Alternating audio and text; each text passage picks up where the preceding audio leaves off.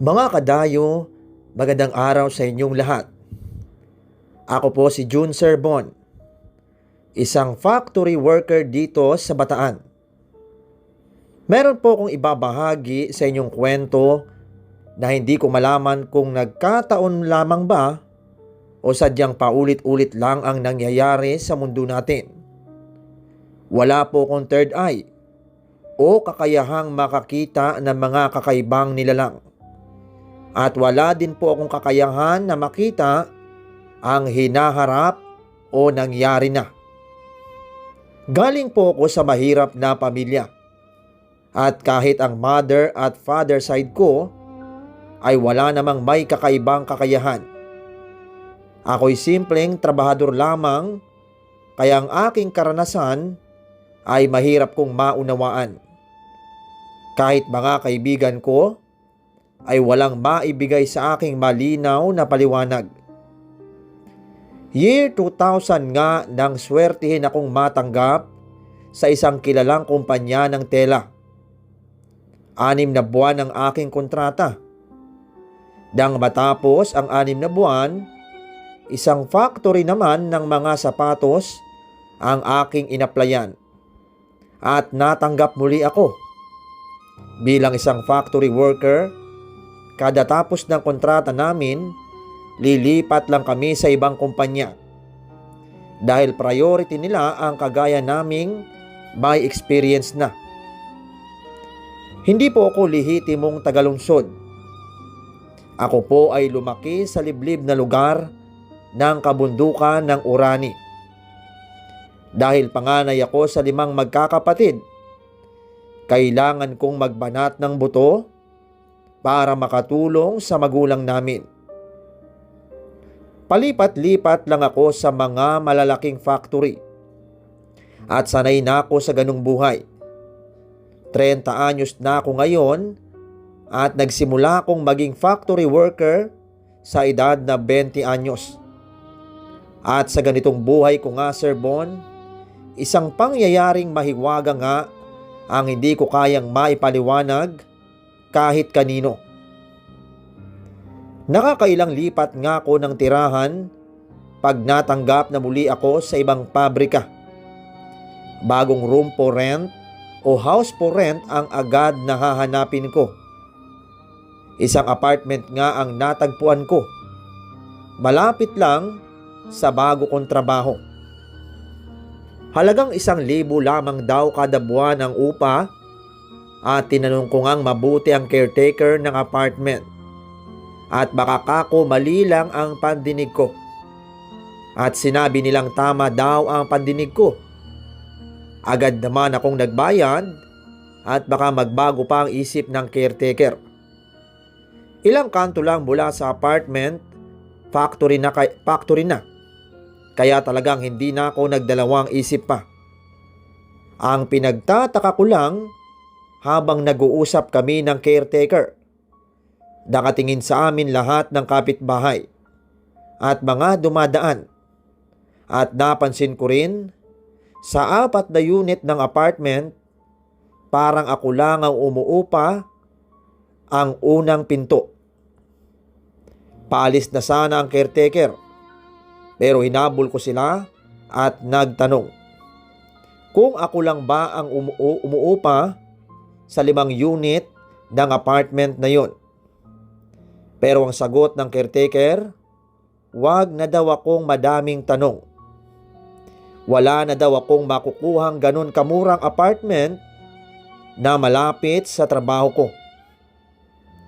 Habang hawak ko nga ang susi ng apartment, nakatitig ako sa ibang pintuan.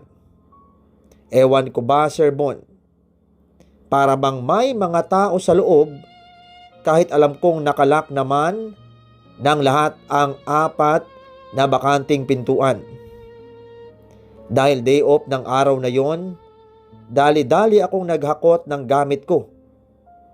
Maganda naman ang loob ng apartment. Malinis at malakas ang tubig. Napuna ko rin na madami pang kagamitan ang dating umuupa. Magaganda pa ang kanyang naiwang personal na gamit. Hindi ko na natanong ang caretaker at hindi ko din alam ang bahay ng mga ito. Basta, nasa ibang bansa daw ang may-ari at nag-meet up lang kami ng caretaker mismo dito sa apartment. Sa isip ko, bahala na. Hindi ko naman na nakawin ang mga gamit doon. Dahil 6 na araw akong nasa trabaho, gabi lang ako uuwi at matutulog lang. Kapag linggo naman ay maglalaba at magpapahinga ako. Babawi ng tulog, kaya wala akong pakialam sa mga kagamitan doon. Kasalanan na ng caretaker, bakit hindi nila inilabas, kaya wag akong sisisihin. Kinabukasan nga maaga akong nagising at naligo lang. Pumasok na din agad ako sa factory. Doon na ako sa kantin nag-aalmusal. Pwede kasing lista at ang bayad ay sa sahod na. Wala naman akong napunang kakaiba sa apartment. Tahimik naman magdamag ang paligid. Kaya lang, hindi ako nakatiis. Ginamit ko ang mga bangko at lamesa at electric fan. Iniwan na rin ito na may-ari at ako na ang naupa, kaya karapatan kong gamitin. Araw nga ng linggo naglinis ako ng kabahayan at ang mga gamit na naiwan pinagsama-sama ko sa sulok ng bahay. At napuna ko ang magaganda pa ang mga damit, pati na rin ang bag. Halatang panlalaki ito. Naakit na naman akong makialam. Pero pinigil ko ang sarili ko. Habang hinahakot ko nga ang mga bag at kahon, napuna ko na may AM/FM na radyo sa isang kahon. Hindi ko naman sisirain sa isip ko. Baka pwede kong magamit hanggat umuupa ako. Ayos pa ang radyo at di battery ito. Alam ko may nabibili pa namang battery sa mall. Kaya natuwa ako at agad lumabas ng bahay at naganap ng mabibilhan ng battery. Sa isang mini grocery nga ang natagpuan ko. At may tinda pa nga silang battery. May maliit at may malalaki. Masayang masaya akong bumili at agad ding umuwi sa apartment. Habang nilalagyan ko nga ng battery ang radyo, napansin ko ang nakasulat na pangalan. Romeo 1980. Natawa ko kasi year 2000 na at maganda pa rin ang radyo. Maingat ang may-ari sa isip ko. At halata namang lahat ng kagamitan ay iniingatan noong si Romeo. Naghanap na nga ako ng FM station. At habang naglilinis ako at naglalaba, may marinig man lang akong music. Pero Sir Bon, bigo ako. At nasasagap ng radyo ay puro AM station lamang. At mga balita lamang ang aking nadadaanan. May isang malinaw at malakas na AM station nga kong tinigilan. At puro lokal na balita lamang ang aking naririnig. Wala naman akong choice, kundi magstay at makinig ng balita. Dahil abala ko, wala na rin akong pakialam sa mga balitang naririnig ko. Ang dami ko kasing labahin. At naipon ito dahil nga bagong lipat din ako sa trabaho ko. Hanggang habang nagsasampay na ako, rinig ko ang ibinabalita ng angkor nito. Isang malawak na sunog daw ang nagaganap at marami ang natrap sa loob ng malaking bodega. Medyo naalerto ako pero hinayaan ko na lang at baka naman sa ibang bayan yon. At kinabukasan nga, nadaanan ko sunog na ang malaking bodega ng alak at napaisip ako na yun pala ang narinig ko sa balita sa radyo. Tuloy lang ang buhay sa isip ko. Wala na akong pakialam pa. Paglabas ko naman ng gabing yon, nagpaantok lang ako at nagbukas muli ng radyo. Ang narinig ko naman, mag-anak daw, patay sa aksidente. At ang anak daw ng mga ito na sanggol pa lamang ay halos madurog ang katawan sa lakas ng pagkakabangga ng mga ito sa poste. At nabangga pa ng 2 truck na kasunod nila na puno ng kargang buhangin. Nalungkot ako at pinatay ko agad ang radyo at natulog na ako. Naisip ko na ang buhay nga naman ng tao ay hiram lang. Naawa ako sa sanggol. Pero ano ba naman ang magagawa ko? Kaya natulog na lang ako. Kinabukasan nga habang nag-aalmusal ako, ang kwentuhan ng mga kasama ko sa factory ay ang aksidente nga daw sa kabilang bayan namin. Kung ano ang narinig ko sa radyo, ay yun din ang topic nila. Namutla ako at nawala ng gana sa pagkain. Sumabat ako at nagtanong pa ng detalye. Pati ang sanggol ay yun din ang kinaawaan nila kagaya ko. At 2 truck nga na may kargang buhangin ang bumangga sa sasakyan ng mag-anak. Matapos silang bumangga sa poste. Pero Sir Bon, ang nakakatakot at nangilabot talaga ako. Nangyari ang aksidente ay madaling araw na. Ang pinagtataka ko, gabi pa lamang ay narinig ko na sa balita.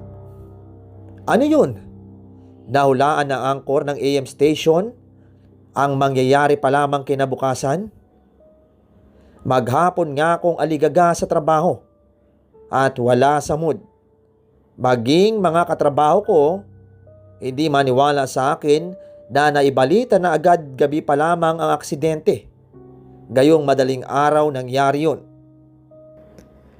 Baka daw nagkakamali lang ako ng narinig or may katulad na pangyayari sa ibang bayan ng Bataan. Hindi pa rin ako kumalma at dali-dali akong umuwi ng bahay matapos mag-out. Dati dumadaan pa ako sa mga fast food at kumakain ng hapunan. Pero ng oras na yon, nawalan na ako ng gana. Pagpasok ko sa apartment habang nagbibihis ako ng uniform, halos mapasigaw ako nang nagbukas ng kusa ang AM station at may binabalita na naman ito. Hindi ako manhid, pero may mali talaga sa radyo na aking pinakialaman. At sa aking narinig, nagsabi ng petsa at taon ang angkor ng AM station. At dinig na dinig ko, March 17, 1980 daw. At nagsimula na itong magbalita. Isang apartment ang pinasok ng mga magnanakaw at pinatay ang nangungupahan na nagngangalang Romeo Lingkuran na nakatira sa bayan ng Maribeles at nagtatrabaho sa isang factory. Karumal-dumal nga ang nangyari sa lalaki dahil iniwan siya, wasak ang tiyan at ginilitan pa ng lieg. Saad ng angkor at nangilabot ako dahil muling binanggit ng nagbabalita ang March 17, 1980 at nagpaalam pa ito sa tagapakinig niya. Hindi ako nagkakamali.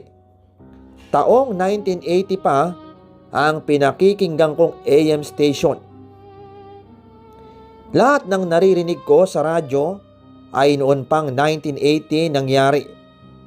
At ang ibinalitang pinatay ng mga magnanakaw ay ang may-ari ng radio na si Romeo. Bigla na lang akong nahilo at nakaramdam ng matinding antok. At pagmulat ko nga, nakakarinig ako ng sigaw na tulong. At paglingon ko, kitang-kita ko ang isang lalaki na kaedad ko lang. Nawasak ang tiyan at ang leeg niya ay may gilit at pilit sumisigaw at humihingi ng tulong. Inilibot ko ang aking paningin at nasa loob ako ng apartment kong inuupahan. Wala na akong nakitang ibang tao kundi si Romeo lamang. At naabutan ko nga na naghihingalo ito at humihingi ng tulong. Dinig ko ang boses ng mga tao sa labas. Alam kong mga kapitbahay din lamang ang mga yon. At hindi man lang nila tinulungan ang lalaking humihingi ng tulong sa kanila. Diyos ko! Bulong ko. Parang alam ko na ang nangyayari. At napaluho ako sa awa sa lalaki. At muli akong inantok at pagising ko umaga na. Agad kong hinanap ang radyo at laking gulat ko naging lumang-luma na ito. At hindi na pwedeng lagyan pa ng battery. At ang inilagay kong 4 na battery ay nasa sahig, ay parang hindi naman nagamit. Ang ibig sabihin, pinakita sa akin ng pinatay na lalaki na ang pangalan ay Romeo ang nangyari sa kanya noong 1980 pa. Pinakita niya sa akin na mga walang kwenta at walang kapwa-tao ang mga nakatira sa palibot ng apartment na inuupahan ko. At baka nga binibigyan pa niya ako ng babala. At baka nga kapitbahay lang namin ang gumawa sa kanya ng karumal-dumal na pagpatay na yon. Ang tanong ko, bakit yung balita noong 1980 ay naganap din sa taong kasalukuyan, year 2000? Nagkataon lang ba ang sunog at aksidente sa mag-anak? Bahiwaga, bahirap ipaliwanag. Halos hindi na ako makagalaw at agad akong tumawag sa caretaker ng apartment. Tinanong ko kung may nangyaring ganon sa inuupahan kong apartment. Ang una nilang sagot sa akin ay bakit ko daw alam. Sino daw ang nagsabi sa akin? At tinapat nila ako na kaya daw mura ang upa ay dahil nga wala daw natagal na nangungupahan sa apartment na tinitirhan ko. Nagalit ako at halos magmura sa kanila. Sinabi kong kahit pa 100 piso na lang ang bayad sa upa ay wala talagang tatagal. Sa halip na linisin nila ang gamit ng napatay at igalang ito at ipagdasal man lang. Bas pinili pa nila na paupahan na lang. Sinabi ko rin na anong nangyari sa kaso kung nahuli ba ang pumatay noong 1980 pa. Ang sagot ng caretaker ay hindi pa daw at wala na daw silang pakialam doon. Sa galit ko nagpaalam na ako at sinabi kong makarma sana sila. Agad nga akong naghanap ng bagong mauupahan. At bago ako umilis, humingi ako ng tulong sa mga kaibigan ko sa factory. At nagpadasal kami. At nilinis ko ang kagamitan ni Romeo. Sinunog ko ito sa likurang lote ng apartment. At nagtirik muli ng kandila. Habang naghahakot muli ako ng gamit ko, nakatingin na naman ang mga kapitbahay.